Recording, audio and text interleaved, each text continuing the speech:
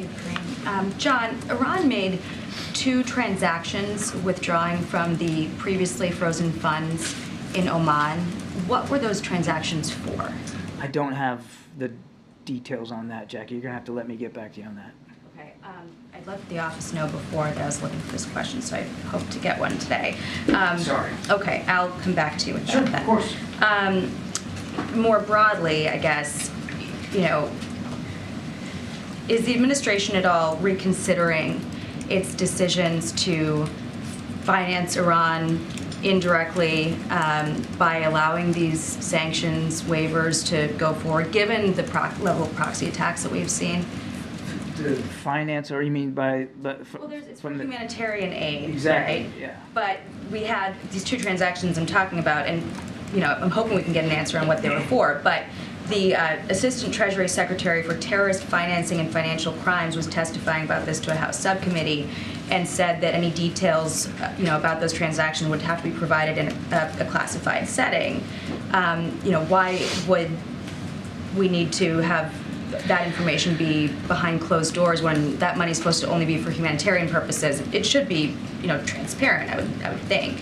And I know the administration also sort of quietly reversed its decision to allow, you know, withdrawals from the $6 billion that was freed up for the prisoner swap.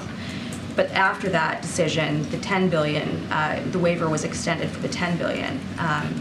This was the money that was payments for electricity in Iraq. So anyway, given the level of proxy attacks and the availability of these funds, is the U.S. reconsidering these sanctions waivers? With the caveat that I'm going to have to get back to you on whether or not there's actually been some sort of procurement request by the Iranians for the humanitarian assistance. I just don't know the answer to that. So with that as a caveat, I would tell you that, again, none of that money goes to the Iranian regime, and none of it goes to the mullahs.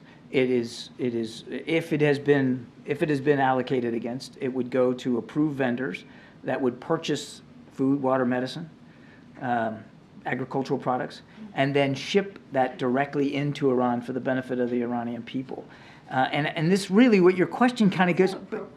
Given the behavior of the state right now, I mean, we've talked briefing with this news about... Our issue is not with the Iranian people, and it's difficult to square anybody having a problem with the Iranian people getting food, water, medicine, and agricultural products so that they can subsist. It's not as if, and this is where I was getting to on the fungibility argument, which is kind of what your question is getting to. It's not as if the mullahs are sitting around thinking, well, how can we make the lives of the Iranian people better? Let's get them more food, water, medicine. They're not making that choice.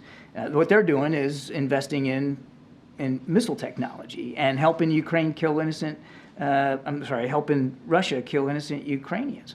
So it's not, you know, the fungibility argument just doesn't stand up. It's not like it frees up money that they were going to use on food and water that now they're going to go buy missiles with. They've been focusing. That's exactly what it does.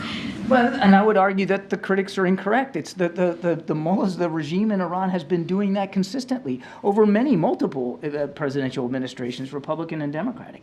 They have hegemonic ambitions in the region, and they are a destabilizer in the region, and they have been investing a lot of money into advanced military capabilities to try to push forward that vision. It's not as if they've been prioritizing the Iranian people, and this money, these funds are designed for the Iranian people and for their benefit only. One very last question. Can the administration name a single lawmaker who has called to reduce the number of Border Patrol agents? A single lawmaker that has called for reduce the number. I would argue, as I think Karine has talked about this, I mean, in the fact that they voted down proposed legislation that would, at the president's urging, increase the number. So just by dint of the sheer numbers and the votes, the House Republicans have said they don't favor increasing the number of border agents. And you heard Speaker Johnson down at the border yesterday that they're not interested in moving forward on the president's national security supplemental, which had $6 billion in there, much of it designed to get us another 1,300 border agents.